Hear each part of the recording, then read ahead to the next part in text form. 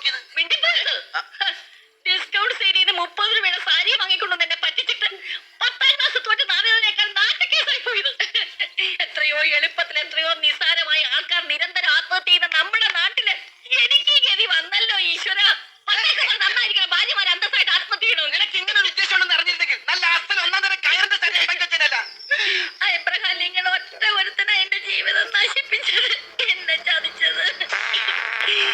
ഇത്രയും സേഫ്റ്റി പിന്നുകളുമായി നടന്നിട്ടും നീ സേഫ് ആയിരുന്നു. എന്നാണ് സംഭവിച്ചത്? എവിടെ വെച്ചാണ് സംഭവിച്ചത്? ആരാണ് നിന്നെ പീഡിപ്പിച്ച എബ്രഹാം പോറ്റി? അയ്യോ പോറ്റിയല്ല അയാള്.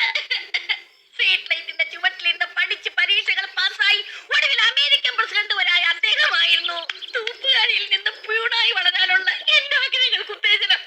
എല്ലാം അവസാനിച്ചില്ലേ?